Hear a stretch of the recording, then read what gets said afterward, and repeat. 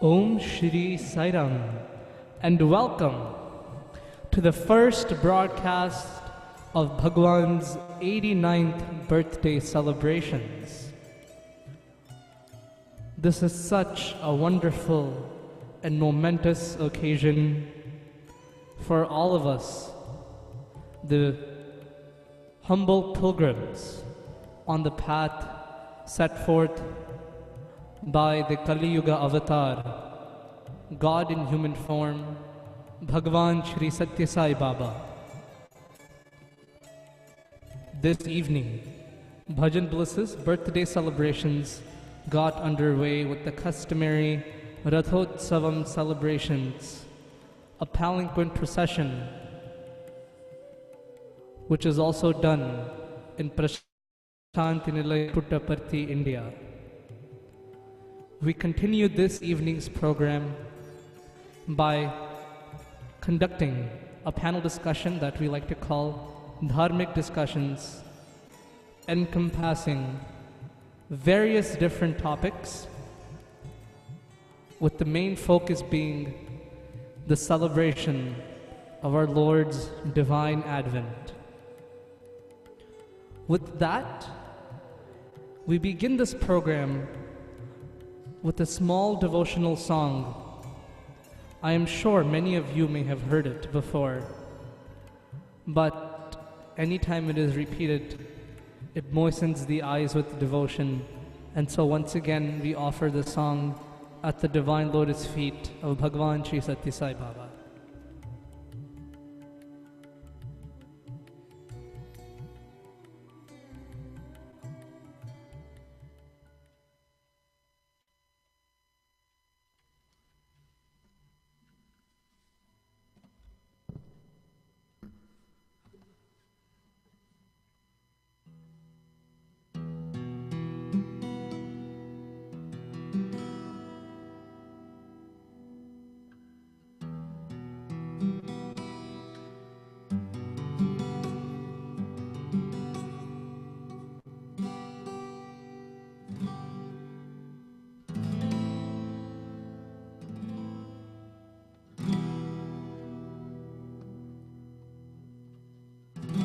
हमको तुमसे प्यार कितना, हमको तुमसे प्यार कितना, साई तुम ही जानते, साई तुम ही जानते, दिलों की धड़कन तुम हो साई, दिलों की धड़कन तुम हो साई, तुम हमारे प्राण हो, तुम हमारे प्राण हो, हमको तुमसे प्यार है, हमको तुमसे प्यार है।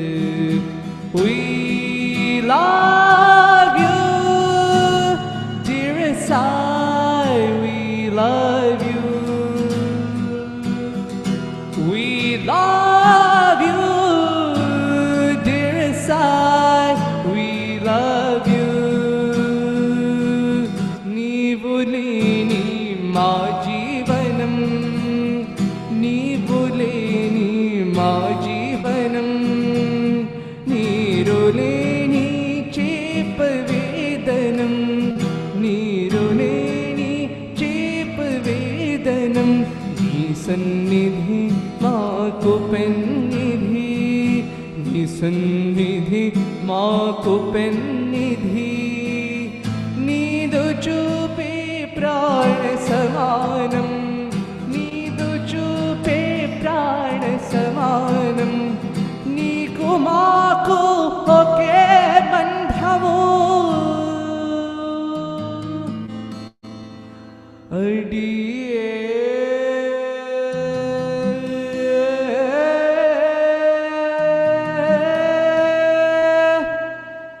prema bandhamu, हमको तुमसे प्यार कितना साई तुम ही जानते, दिलों की धड़कन तुम हो साई, तुम हमारे प्राण हो, हमको तुमसे प्यार है। We love you, dear Sai, we love you. We love you, dear Sai, we love you. We love you, dear Sai, we love you. Dearest Sai, we love you.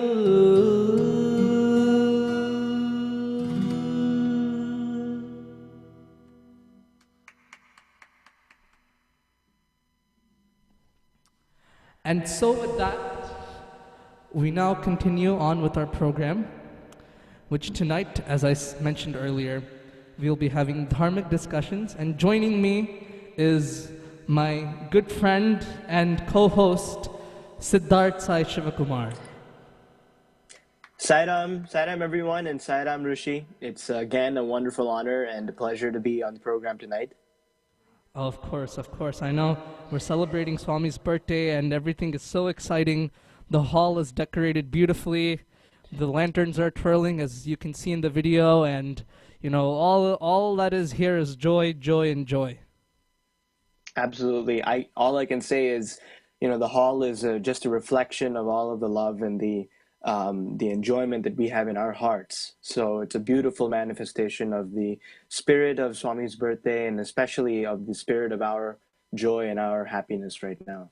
Definitely, you know, Swami's birthday has been connotated as the festival of divine love.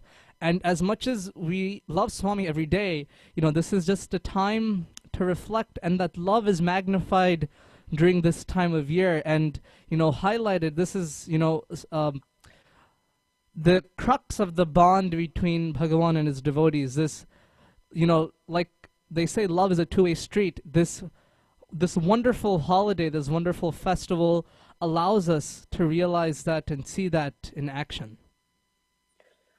You know, definitely. I think that, you know, the fact that we have a day which is dedicated solely to love, happiness, and enjoyment of the world around us, and to relishing in each other's company and in each other's godliness is, you know, is really wonderful, because we have tons of holidays and festivals, especially those that are celebrated in Prashanti Nilayam, and so there are many that are celebrated, but this to me is the purest distillation of this holiday, this festival, this celebration is the purest distillation of what we consider to be pure, unadulterated happiness, joy, and love for each other. So I'm really glad that we have the opportunity to talk about that today. Definitely, Siddharth. So why don't you introduce our first topic for today's discussion, which of course happens to be Swami's birthday. Well, definitely. So today's topic, I mean, the focus of the entire program is 89th birthday celebrations. But specifically, I thought it would be interesting to talk about the concept of happiness, especially in this realm, you know, in this context. So what does it mean to be happy, and specifically, what does it mean to be unconditionally happy and happy all the time? You know, what does that mean to us? So what does it mean to you, Rishi?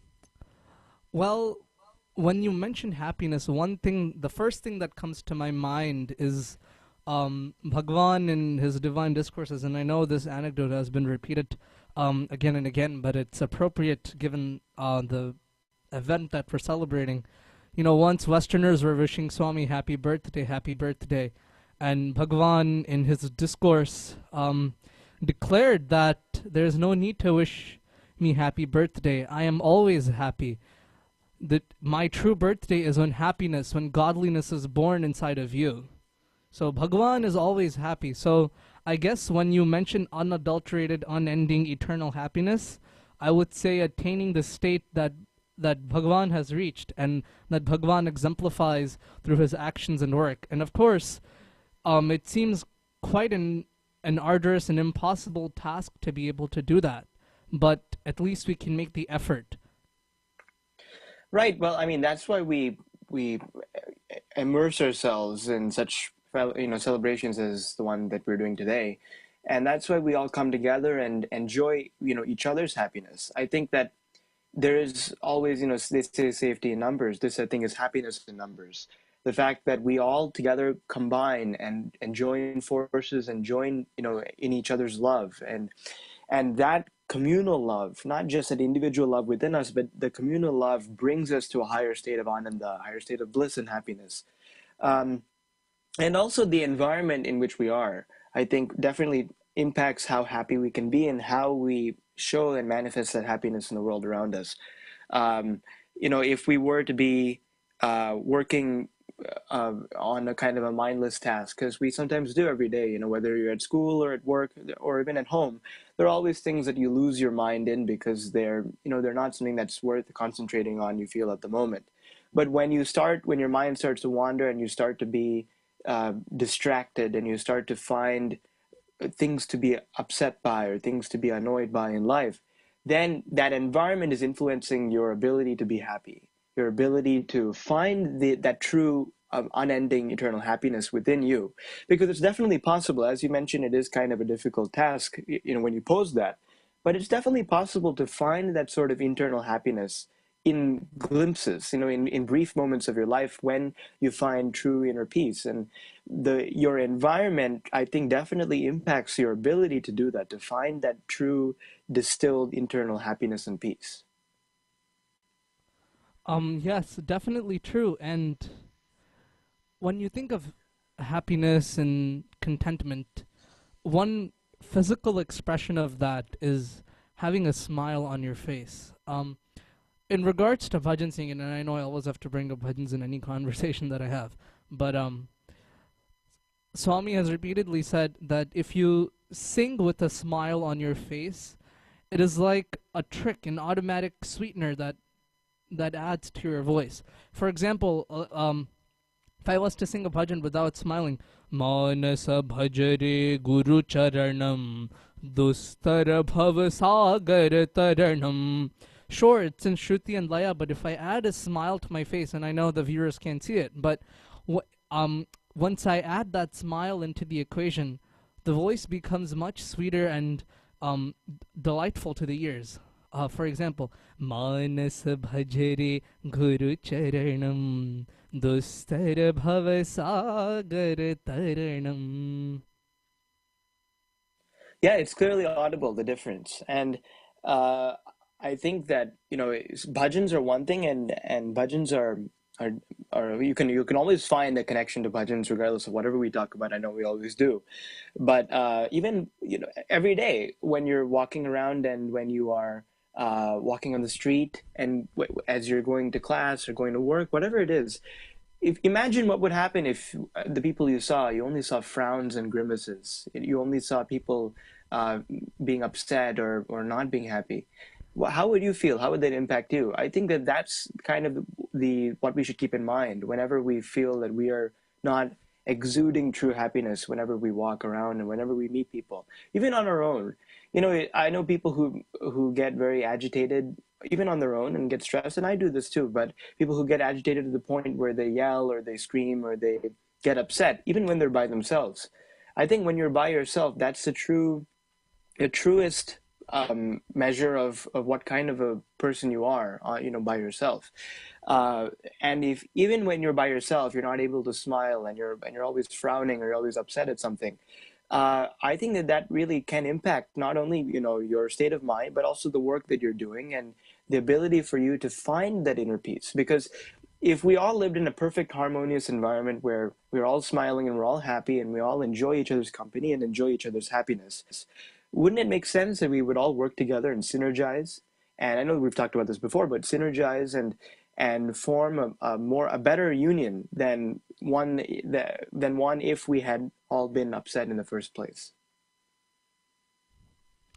Yes, very true. And I actually had to write an essay in school about if you could start a new ethics class in the college, what kind of class would you start? And I actually made my class, I titled it The Physics of Smiling.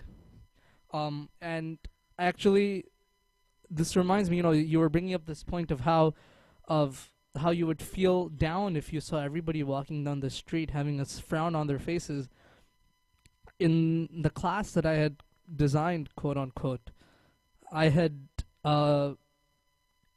formulated that students would take excursions around the city, once with a frown on their face and once with a smile on their face, and then reflect upon the experience and compare the two.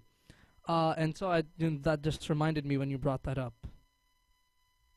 That's truly interesting, because I know that I forget exactly what it's called, but recently there was a campaign to have a week of happiness, or week of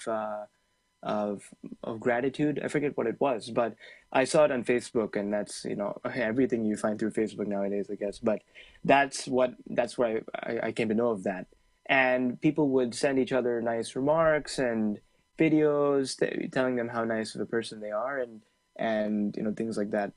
I think that with sincerity, that really comes across as true love and true inspiration. When you give a sincere compliment to someone, or not even a compliment, but just share some love with them, whatever, you don't even have to say anything, but just with your entire being, just share some love with someone.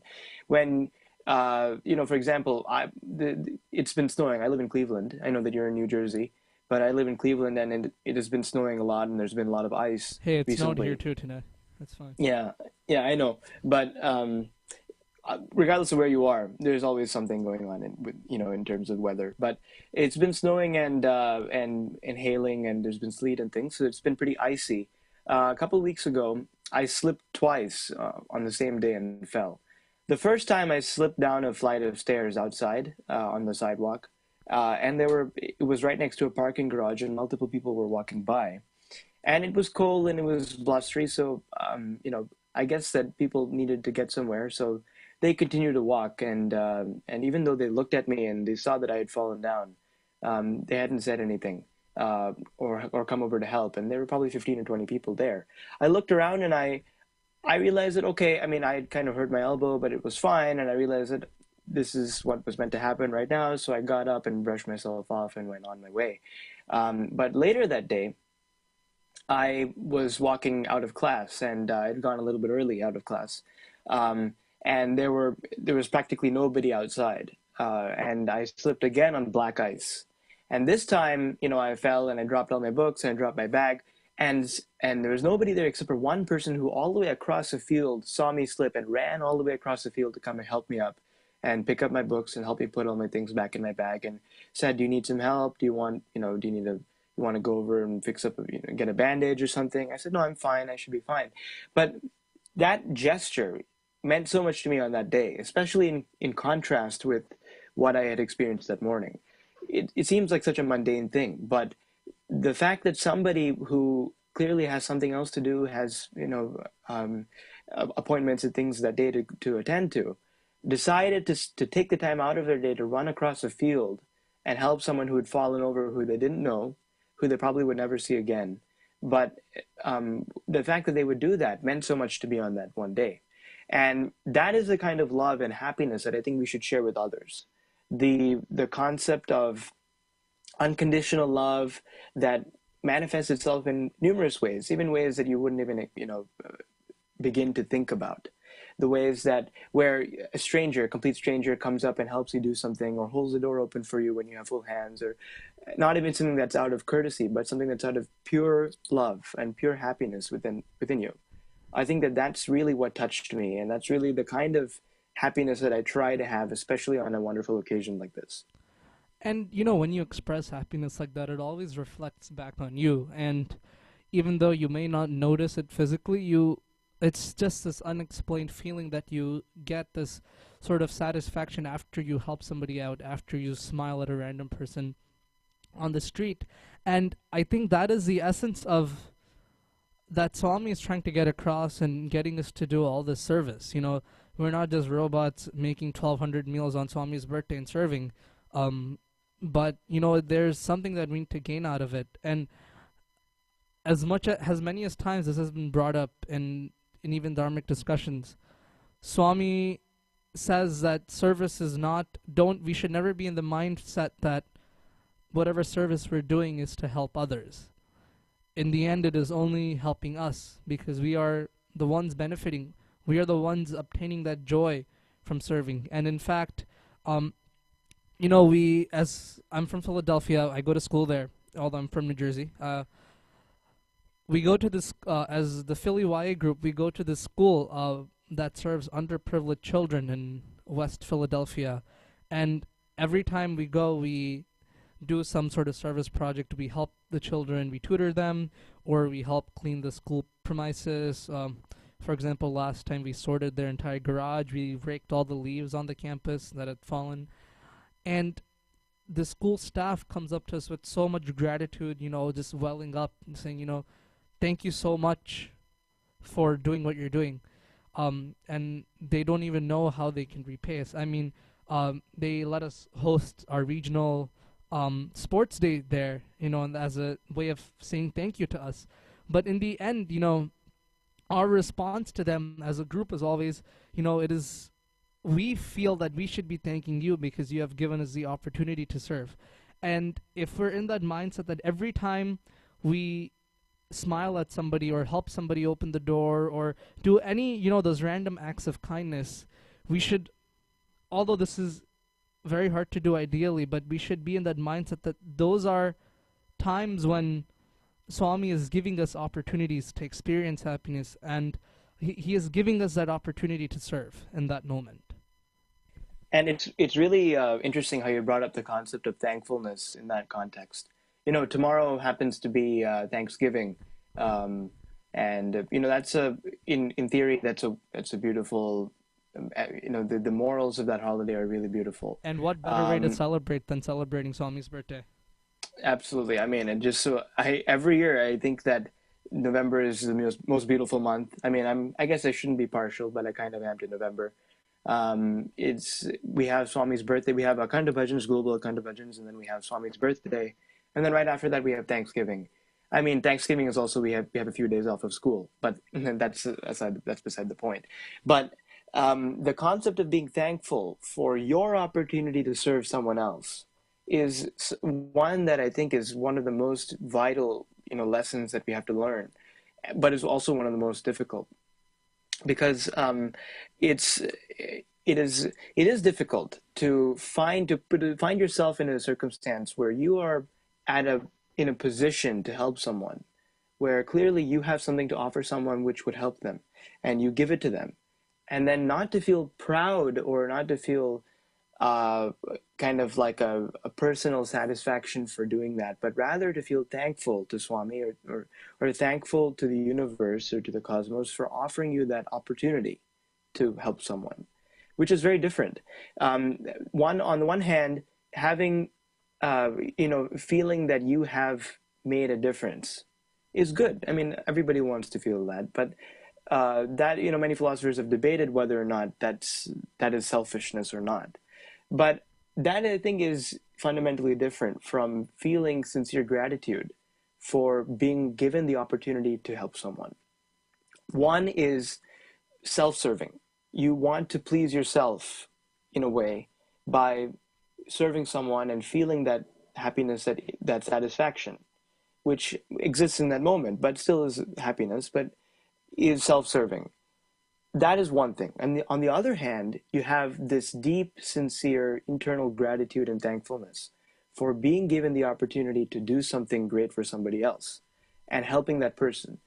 Not feeling pride, not feeling that your ego is being inflated, none of that, but just feeling a deep sense of gratitude for being given the opportunity to do that. And I think those are very different concepts, and fundamentally, though our mind tends to mingle those two concepts and blend them into a sort of amalgamation of them. And that's also fine, because in the end, I guess we're doing seva. So we are still carrying out an action which is honorable and which is good. But the motivations, I think, hitting the nail on the head with the motivations is, I think, really difficult, but something that we should always strive towards. Definitely, like Swami says that in service we should be thankful for the opportunity rather than having that boastful feeling that, oh, we're doing something to help somebody. And that brings up this beautiful aspect of humility and having humility when doing service. Yeah, for sure. Humility, we can define it in many different ways, but I guess in the context of service, um, I think humility comes across, it manifests itself as being thankful for what you have, and being and and not being egoistic or arrogant about that, and also using that, and through humility, using what you have in order to serve others. Yes. Um, so in terms of service, um, people think that protesting or standing up for somebody or an idea is also service, but sometimes that can be taken the wrong way. Yeah, that's a very interesting point. So, um, I mean, I think the first example that comes to my mind is customer service. So, I mean, that's even something that has the word service in the title. Obviously, customer service representatives, like at a store, on the phone, they obviously, are being paid. But what they do is, in in nature, it is service. They are serving people who come to the store. Sure, it is kind of a manufactured relationship in that the customer service representatives are paid, but I think that if you work in customer service, you have to have the mentality of being able to be humble and be thankful for the opportunity to help someone, and also be thankful for being paid. But what I wanted to bring up was, I'm all we've all had experiences, poor retail experiences or poor customer service experiences. But I notice sometimes that some customers uh, find that protesting against a certain thing they don't like, even when it's not necessary to do that, because they know that there's a mentality of the customer is always right, is there. They think, I feel like a lot of people feel that they're entitled to treat customer service folks, not as well because of that relationship that they have, which is kind of a subservient relationship. And I know that this is not exactly relevant, but I feel like that kind of uh, you know that kind of argumentation and that kind of confrontation just is stems from arrogance and from a lack of humility on the part of people who are being served. Yes. Even though, when I was purchasing the new sound system that we have in Sai Kulwant Hall here, I felt that I was sometimes getting agitated with these customer service reps, thinking that I know more than them. And even though that may be true, it's still very important to come across as somebody who's humble, because at the end of the day, the sound system, everything we're doing for Swami. And as cliche as this may be, the best way to be humble to somebody is to imagine that they are Swami. If Swami was saying something to you, would never go up to him and say that, oh, I know better than you, I know what the right thing is. When you see Swami, you would surrender. And of course, we can never surrender or shouldn't surrender when you know that the other person is wrong. Actually, what do you think about that, Siddharth? When you know that somebody is wrong, um, should you protest or should you surrender? That's a tricky question because uh, I think that, I mean, neither of us are Swami in his physical form, although I guess that's a different discussion for a different day. But I don't have any sound bites, I don't have any quick pieces of information or advice to use to answer that question. Um, I think that it's always important to have convictions, to have beliefs and have faith in whatever you believe in. But I also think that it's important to realize that none of your beliefs or convictions are incongruent with anyone else's. Does that make sense? Like the idea that even though I may believe this one thing, it never invalidates somebody else's belief or somebody else's opinion. So when you encounter somebody who has a different opinion to you, or someone who has a different conviction, that doesn't mean that your conviction and their conviction are at opposition.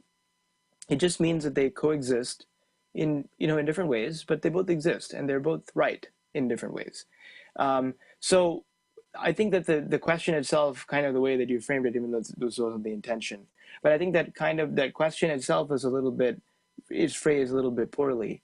No offense, I'm just saying that perhaps maybe it would be better to put a twist on it. And instead of saying, what if you encounter somebody that's wrong, that you know is wrong, would you protest or would you surrender? But rather, if you encounter somebody who you think is wrong, are they really wrong, or do you just think that they're wrong because of some preconceived notions that you have? Because if we truly believe that everybody is Swami, when you encounter somebody who you think is wrong about something, but if they're still Swami, then there's something to be learned there. There is something to be learned from that person, even if you think that what they believe is wrong.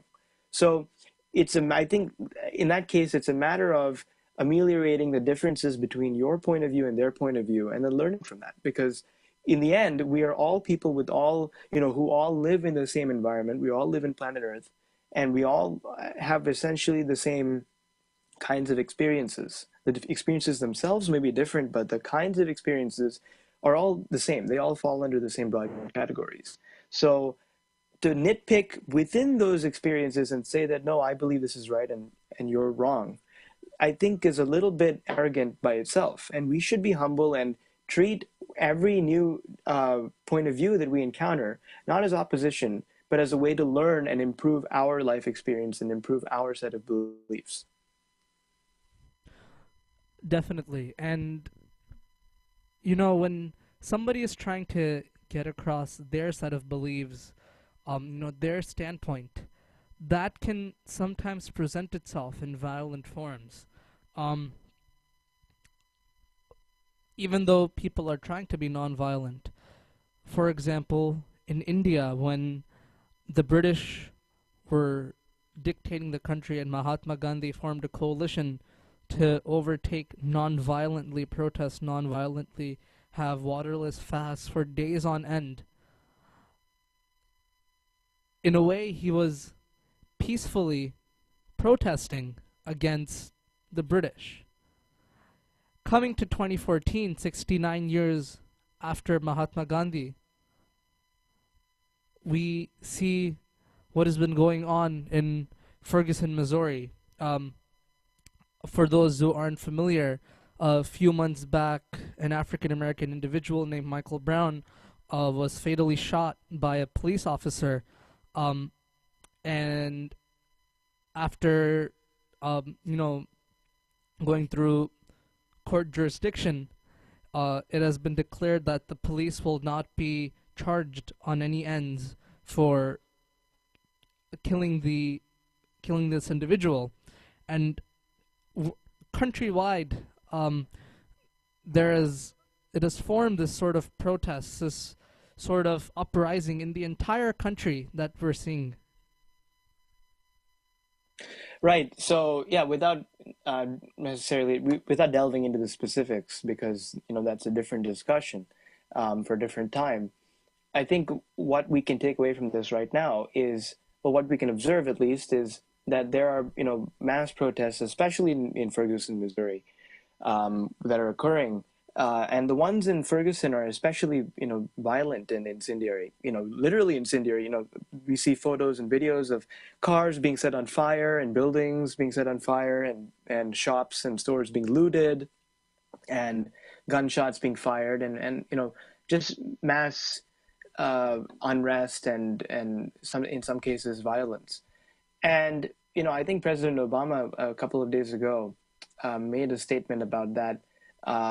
I read this somewhere, that he said that on the one hand, the police do have a responsibility to serve the people, and that requires a level of trust between the people and the police, and so the police should not abuse that authority.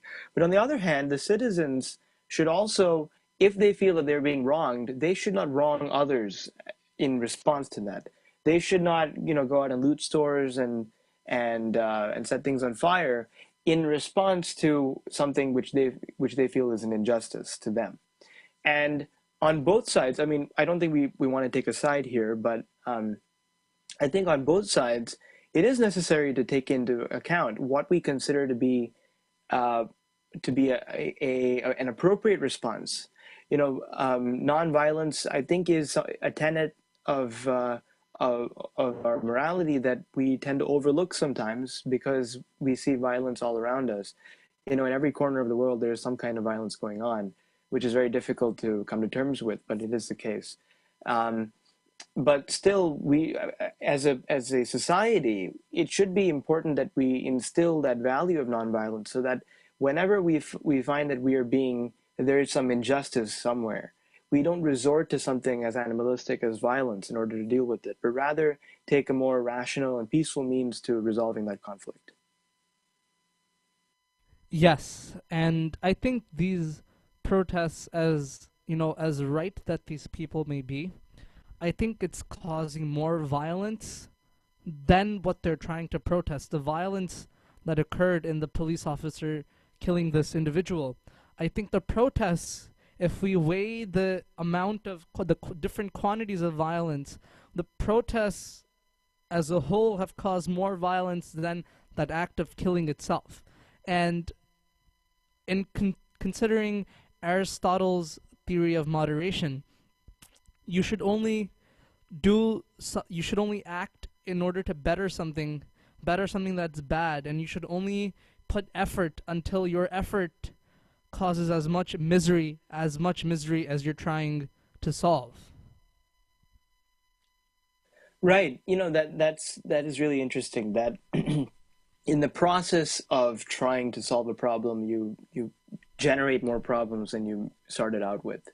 Um, you know, I think maybe we can move on a little bit from talking about Ferguson. Here's something that I feel has generated more problems than we even began with, in the realm of society, is technology. And technology, I mean, whenever somebody talks about technology and they just say technology, it's a little bit difficult to put your finger on what is being said, because technology today is a part of everything. You know, if you look around the room, there's probably nothing in that room that is not impacted by modern technology. But I mean, communications technology and entertainment and computing and that kind of thing. The advent of widespread computing technology, like computers and phones and smartphones and other devices and televisions and things like that, I think in a way has generated a few more problems than we anticipated as a society. I mean, I know that we're young and so we've grown up our entire lives with technology, but still, as technology improves, with Moore's law, which dictates that the processing power, the number of transistors on certain microchips doubles like every 6 months or something like that, with meaning that technology is exponentially increasing in power. With that, I think that the proliferation of technology is kind of creating more problems for us. That because I can call into the broadcast right now, I mean, obviously that's a wonderful usage of technology, if I do say, but because I can contact somebody immediately and talk to them on the phone immediately, or somebody can do the same with me, and that I can plan out my trip home in June all the way from now by booking flights, up to then, or have a calendar where I have everything laid out for the next 6 months. It reduces the flexibility, I think, of our lives, and takes away, I think this is the biggest problem, takes away our experience of the present moment. It deprioritizes our experience of here and now today. Let me stop you in your tracks for a second. Is that Okay, go ahead. Is that necessarily a bad thing, though, to be able to plan ahead? I mean, I know you're somebody who likes to plan ahead, likes to have everything in place ahead of time, and your family tends to be more planning ahead in terms of our family, which is more spontaneous, even in terms of vacation. My dad will say, we're going to Canada in 20 minutes, pack your bags and leave. Yeah. Is that necessary? Because on one hand, giving somebody a 20-minute notice that you're going on vacation, that can cause so much havoc and so much chaos. And technically, quote unquote, you're living in the moment. Whereas if you have if you're planning ahead, you have more time and things are more calm in the preparation process. Yeah, I think that everything there needs to be a balance, essentially.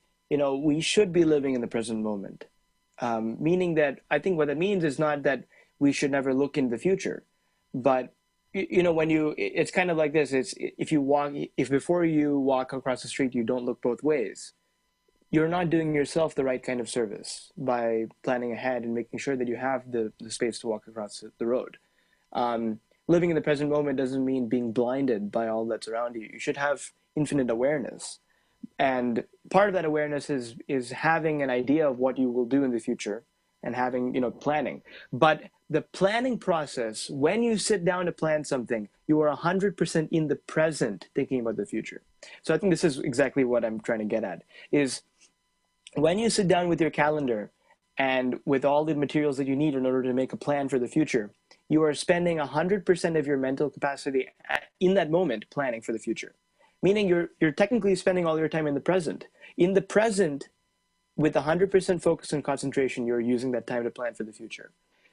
Now, where that becomes, where that bleeds into living in the present moment is where, when I'm trying to do something in the present, when I'm singing bhajans or cooking or working on homework or whatever it is, in that moment, if I'm thinking about the future, then I'm not living in the present moment, because I have not devoted all my energy at that moment to what I'm doing right now. So I think that's really the difference, is that, yes, obviously it is important to plan for the future. Our encephalized brains and our bodies have allowed us through evolution to have the ability to plan for the future. The frontal cortex is so large in humans because they have the ability to plan for the future and think ahead, which most other animals don't have, which is one of the major distinguishing factors between humans and other species. So we should definitely utilize that. But where that, I think, where it crosses the line is where, in the moment where you should be living, which is today, you are actually living in tomorrow. And today's tomorrow is tomorrow's today. So enjoy today instead of always worrying about tomorrow, because tomorrow will always become today. Yes, that is very true. Um, Living in the present moment also involves being focused on what you're doing. Um, I went to Swami's birthday celebrations at Cherry Hill on Sunday, and the guest speaker was talking about how focused Swami is. Whatever he used to do, he would be very focused. Although there would be millions of people waiting for him to give darshan, if he was having a conversation with one 5-year-old primary school boy, the boy would feel that all of Swami is dedicated to only him. And Swami is only focused on him, and there's nobody else for Swami. And that Swami would give that kind of feeling to that boy, because Swami would give that sort of attention and focus. And I think that if we gave that kind of attention and focus to all that we did in life, our actions would be much more efficient and successful. I mean, definitely. That's not even something that you need to have Swami's guidance in order to understand. When I can definitely, in my own anecdotal experience, when I'm not fully concentrating on what I'm doing right now, the quality of what I'm doing and the work I'm doing deteriorates, exponentially.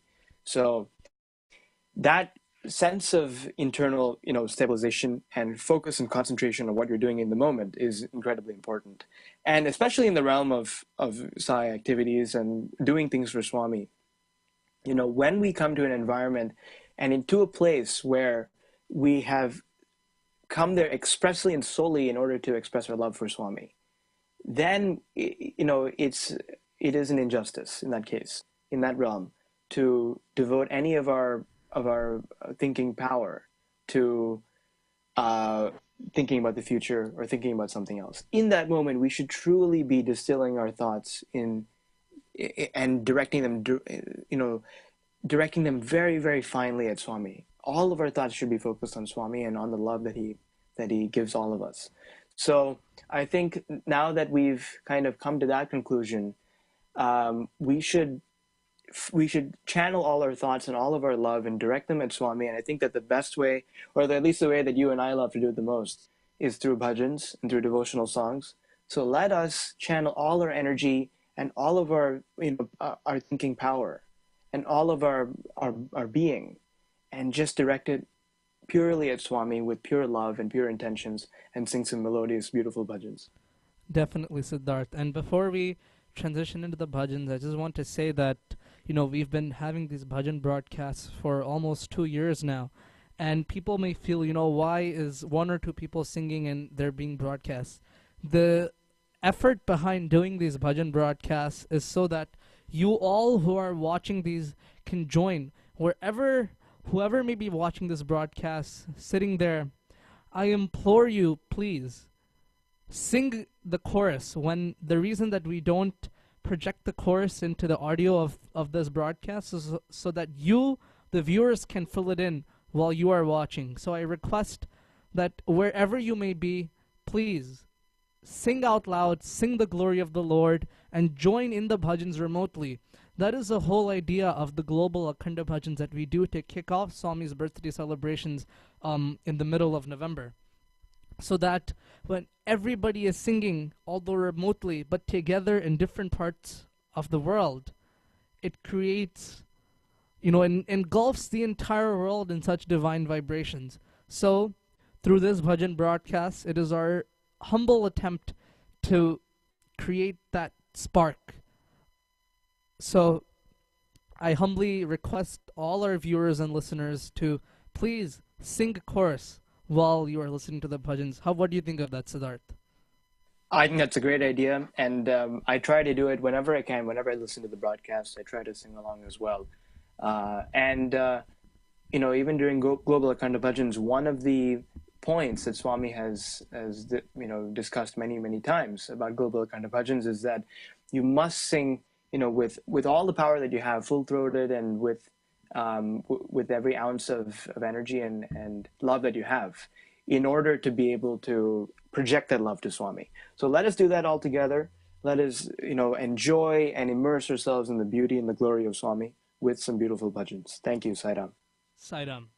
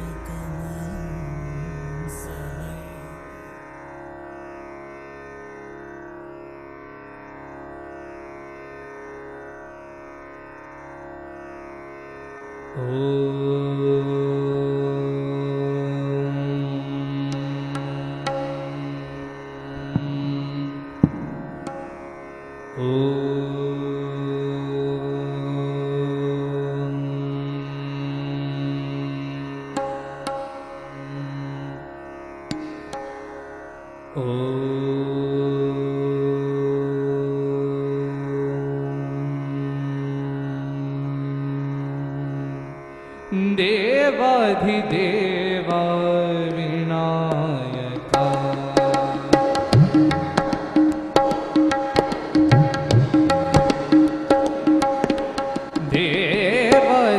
Devadhideva Vinayaka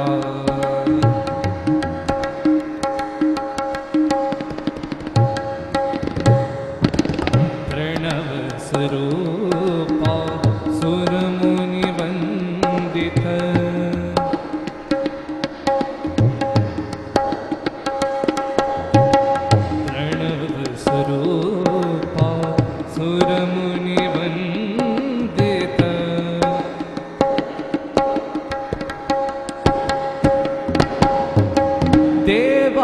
देवाधिदेवा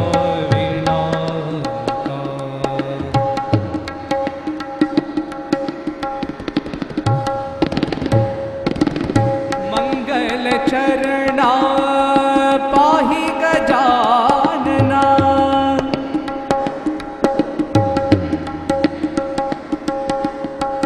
मंगल चरणा पाहि गजानना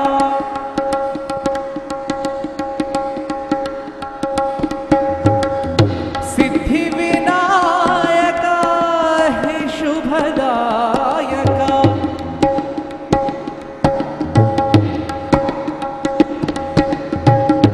सिद्धि विनायका हे शुभदायका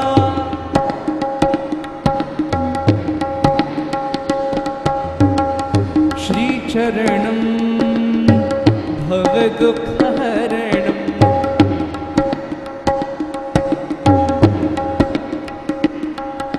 श्री चरणं भवदुःखहरणं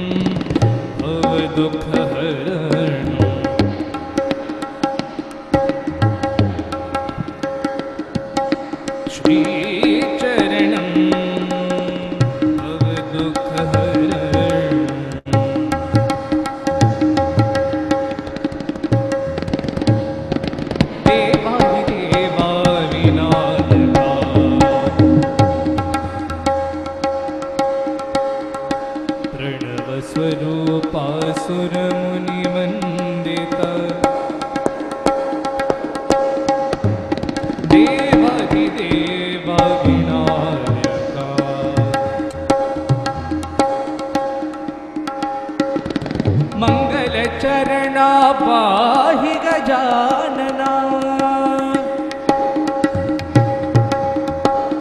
सिद्धि विनायका हे शुभदायका श्री चरणं भवदुःखहरणं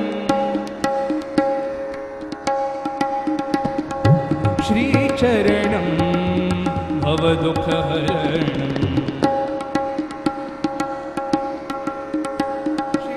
चरणं भवदुःखहरणं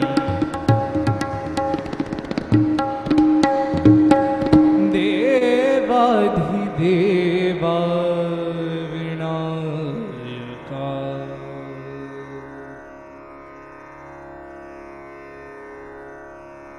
हे गिरिधारी गोपाला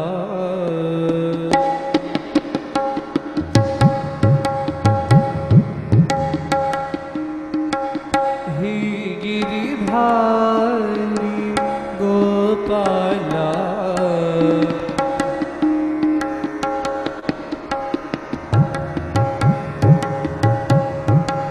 केशव माधव गोपाला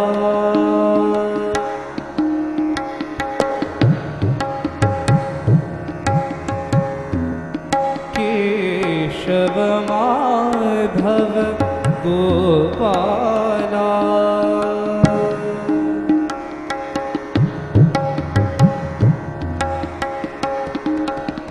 नंद मुकुंदा गोपाला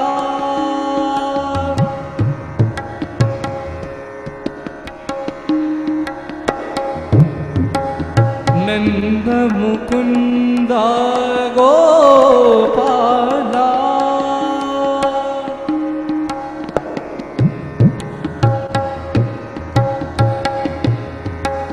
नवनीत चोरा गोपाला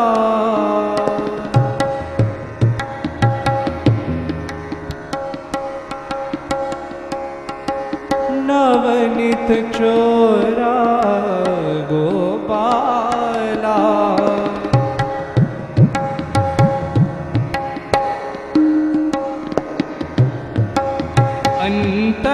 अंतरयामी गोपाला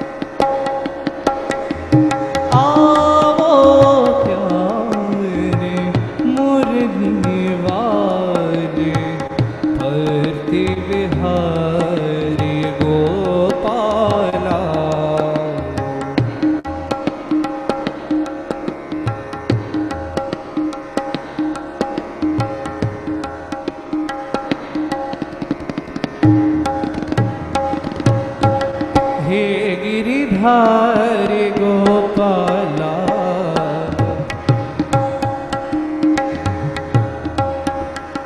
केशव माधव गोपाला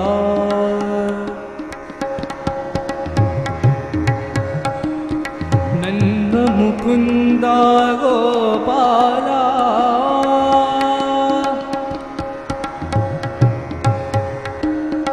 नवनीत चोरा गोपाला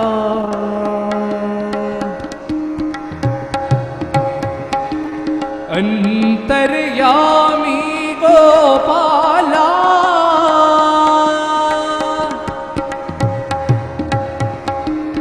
हृदय विहारी गोपाला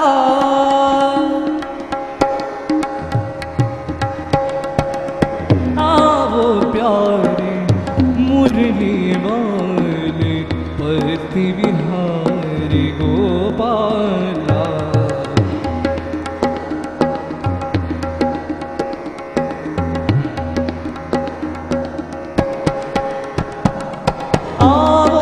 प्यारे मुरली वाले परति बिहारी गोपाला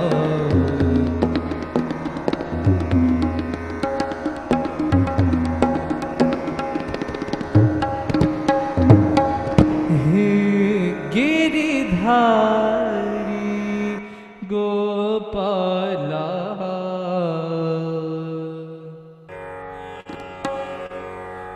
जय जग जननी साईश्वरी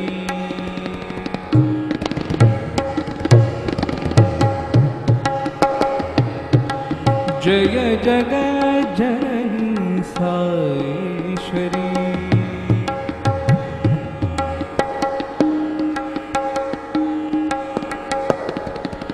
जय जग जननी सर्वेश्वरी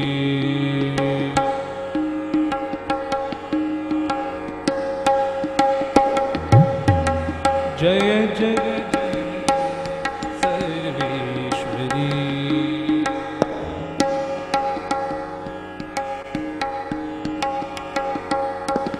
वीणा पुस्तक धारिणी जननी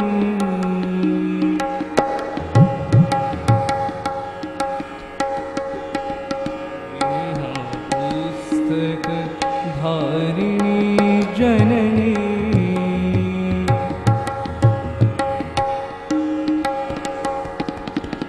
जय जय हे मधुसूदनी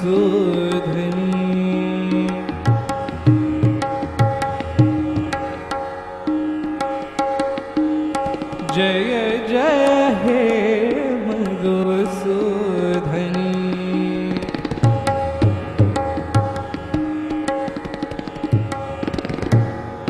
ओंकार रूपिणी ह्रींकार रूपिणी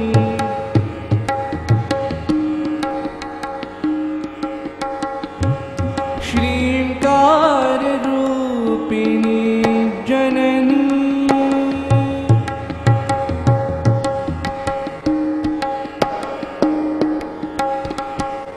ओंकार रूपिणी जननी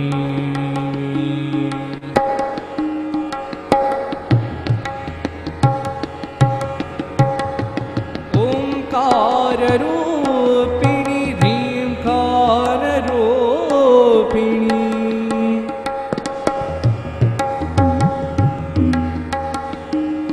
श्रींकार रूपिणी जननी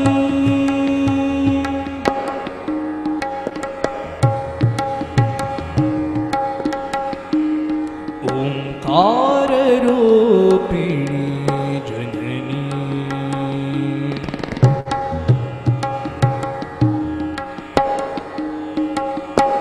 जननी जननी जननी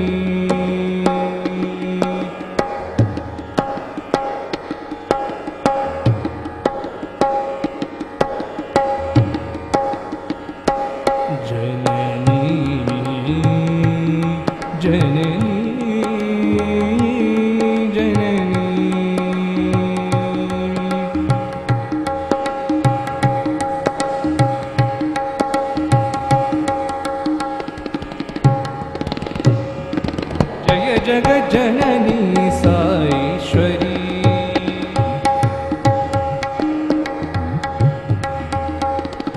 जय जगज्जननी सर्वेश्वरी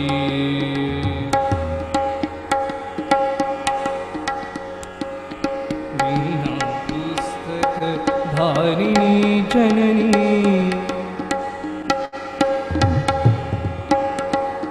जय जय हे मधुसूदनी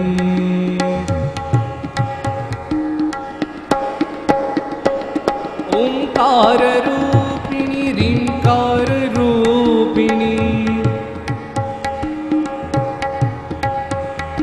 श्रींकार रूपिणी जननी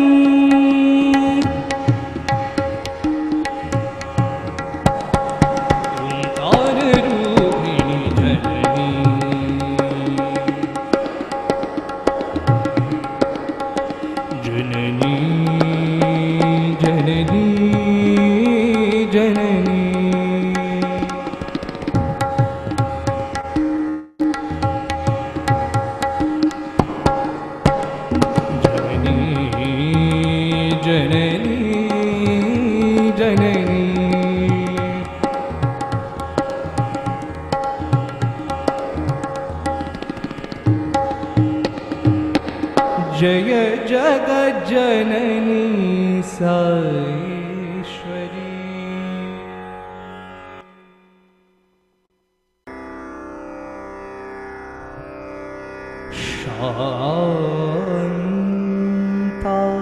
शान्ताकारं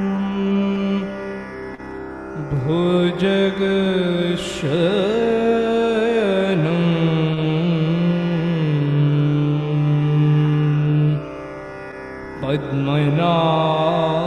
पद्मनाभं सुरेशं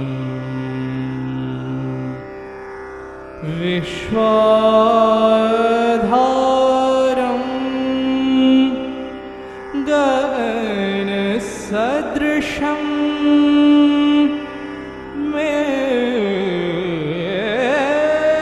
मेघवर्णं शुभांगं लक्ष्मीकान्तं कमलनयनं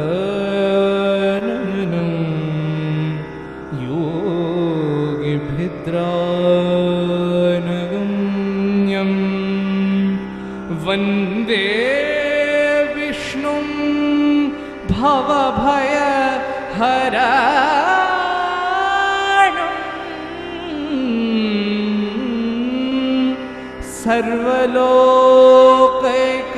सर्वलोकैकनाथं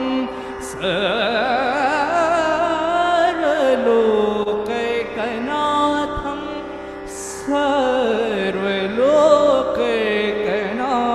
सर्वलोकैकनाथं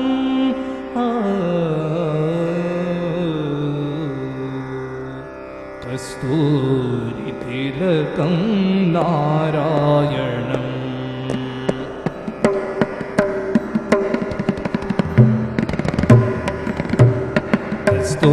कस्तूरितिलकं नारायणम्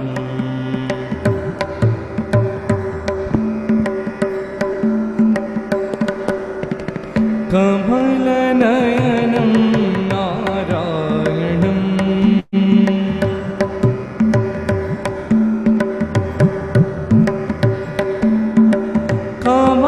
कमलनयनं नारायणम्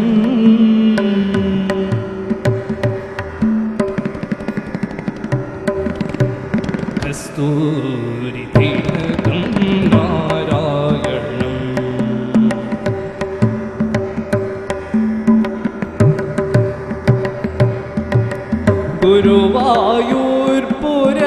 गुरुवायूर्पुरनारायणम्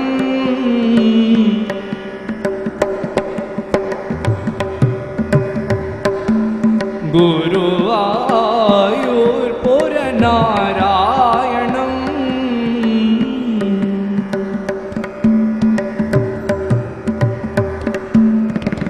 कलियुग अवतार नारायणं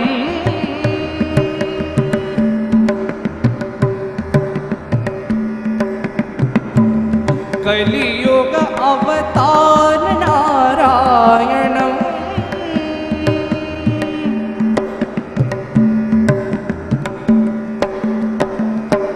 गोविंद गोविंद नारायणं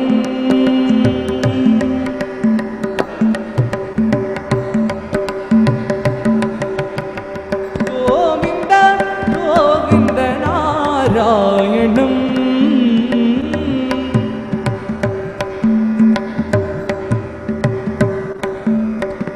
गोविंद गोविंद नारायणं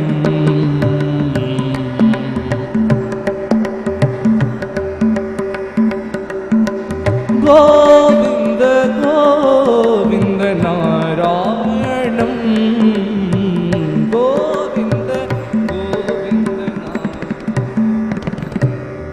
कस्तूरी तिलकं नारायणं कमल नयनं नारायणं कस्तूरी तिलकं नारायणं गुरुवायूरपुर नारायणं कलियुग अवतार नारायणं गोविंद गोविंद नारायणं गोविंद गोविंद नारायणं गोविंद गोविंद नारायणं गोविंद गोविंद नारायणं गोविंद गोविंद नारायणं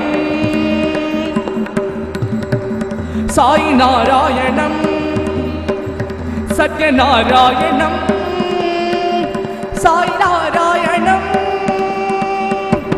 गोविंद गोविंद नारायणं गोविंद गोविंद नारायणं गोविंद गोविंद नारायणं कस्तूरी तिलकं नारायणं सहारा दो भगवान सहारा दो भगवान सहारा दो भगवान सहारा दो भगवान मुझे दया करो मुझे कृपा करो मुझे दया करो मुझे कृपा करो मुझे दया करो मुझे कृपा करो मुझे दया करो मुझे कृपा करो मुझे सन्मति दो भगवान मुझे सम्मति दो मुझे सन्मति दो भगवान मुझे सम्मति दो सहारा दो भगवान सहारा दो भगवान सदा साथ रहो हे भगवान सदा साथ रहो हे भगवान सदा साथ रहो हे भगवान सदा साथ रहो हे भगवान सदा रहो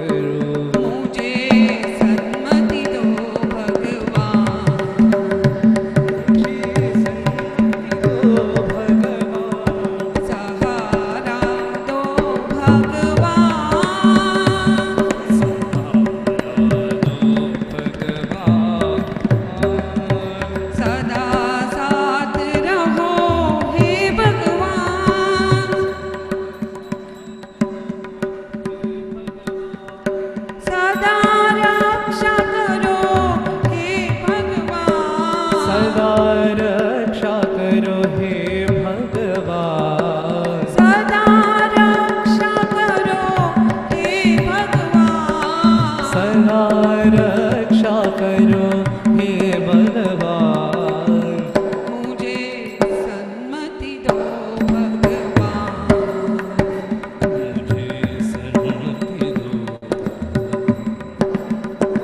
मुझे सन्मति दो भगवान, मुझे सन्मति दो भगवान, सहारा दो भगवान।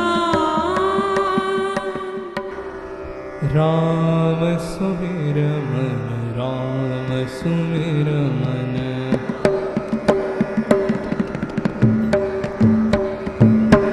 राम सुमिर मन, राम सुमिर मन,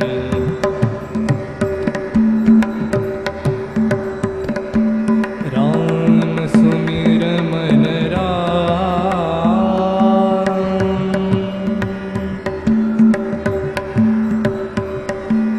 राम सुमिर मन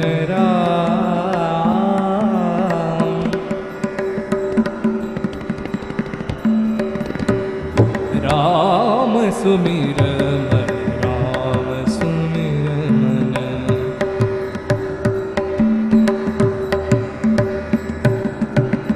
जानकी वल्लभ दशरथ नंदना,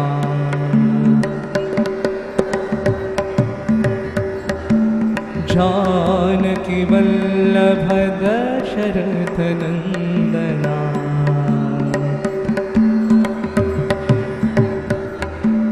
रामचंद्र श्री राम,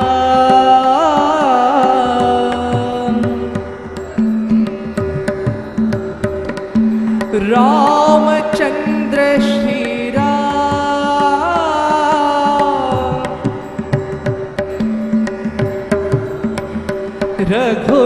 रघुरामचंद्र श्री राम,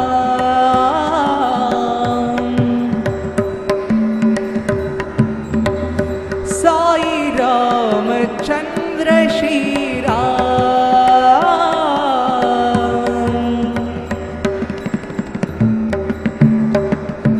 राम सुमिर मन, राम सुमिर मन, राम सुमिर मन राम,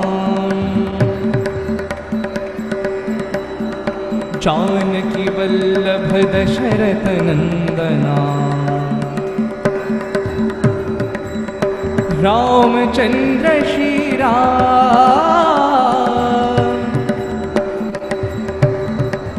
हे रामचंद्र श्री राम,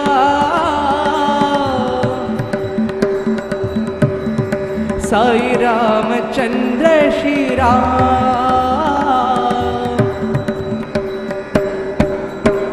भज मन सीता राम राम, भज मन सीता राम, हे भज मन साई राम राम, भज मन साई राम, भज मन साई राम राम, भज मन साई राम,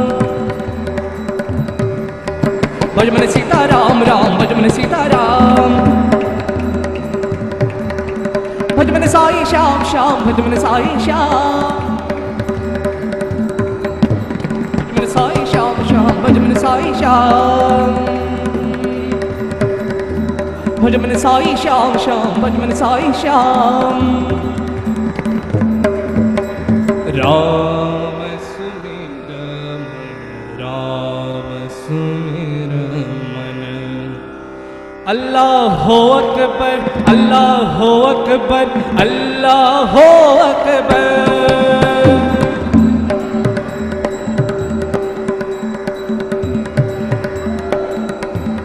जय जय अल्लाह हो अकबर, अल्लाह हो अकबर, अल्लाह हो अकबर,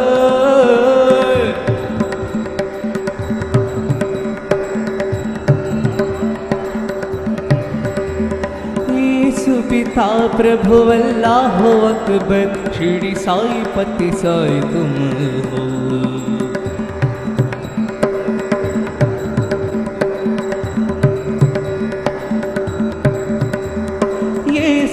पिता प्रभु अल्लाह अकबर, शिरडी साई पति साई तुम हो।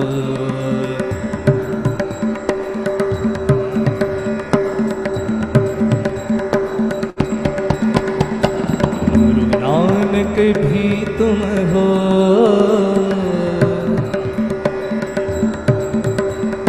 सौराष्ट्र महावीर तुम हो,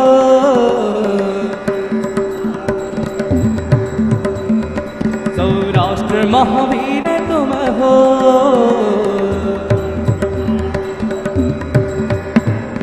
ईशु पिता प्रभु तुम हो,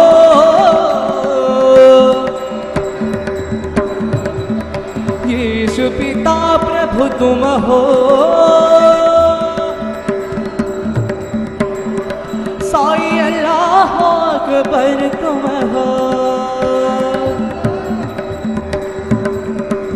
हो बाबा अल्लाह अकबर तुम हो।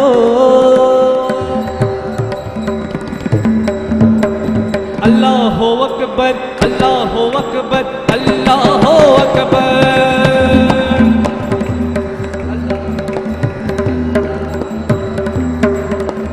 ईशु पिता प्रभु अल्लाह अकबर, शिरडी साई पति साई तुम हो।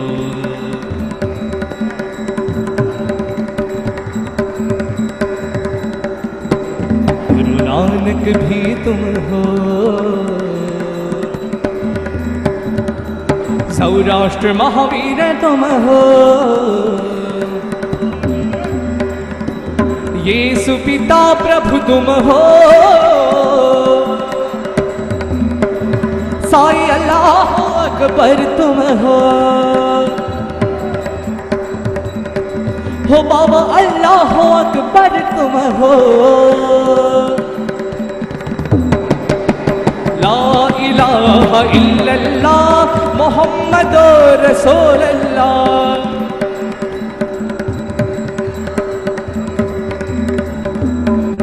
सुभान अल्लाह, सुभान अल्लाह, सुभान अल्लाह, सुभान अल्लाह।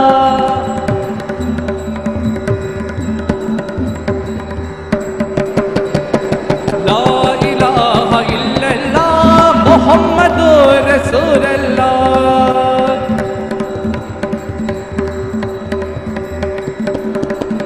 सुभान अल्लाह, सुभान अल्लाह, सुभान अल्लाह, सुभान अल्लाह।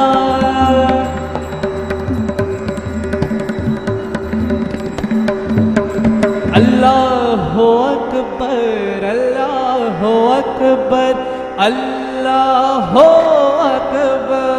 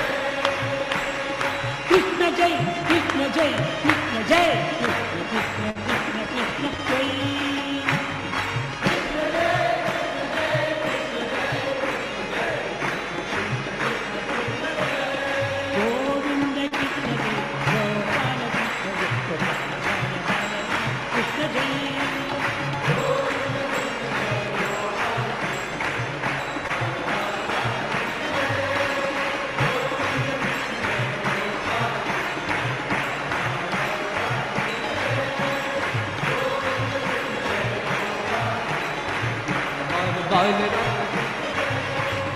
Govinda Krishna Jai, Gopala Krishna Jai, Gopala.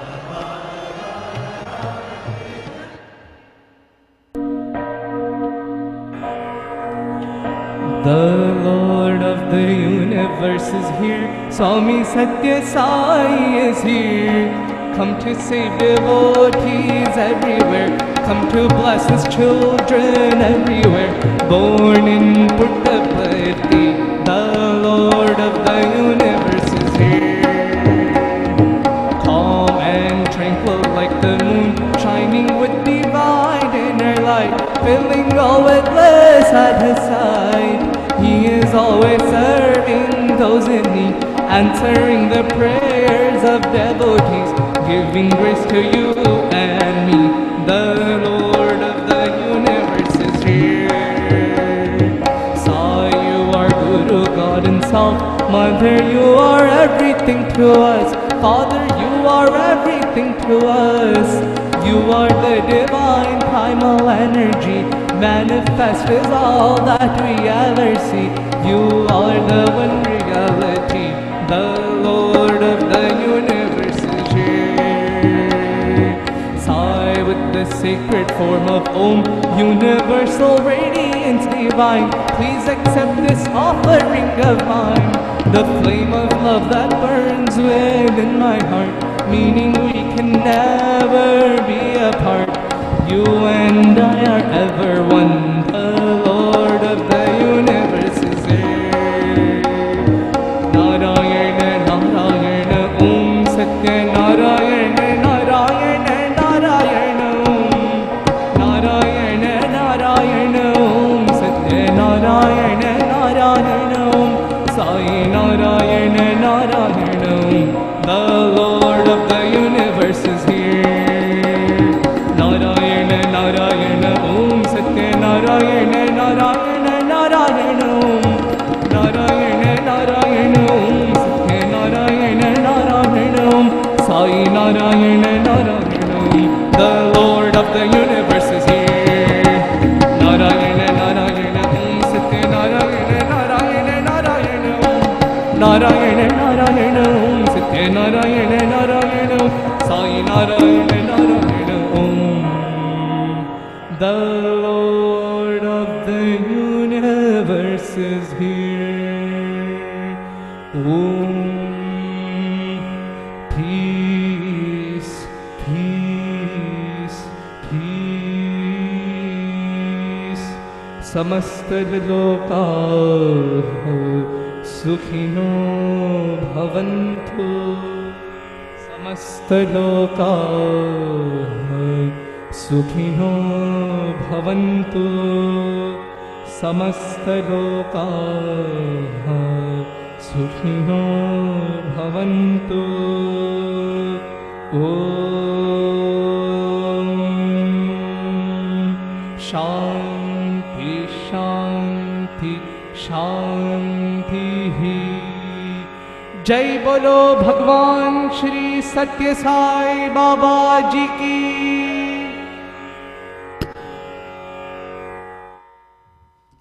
Om Shri Sai Ram.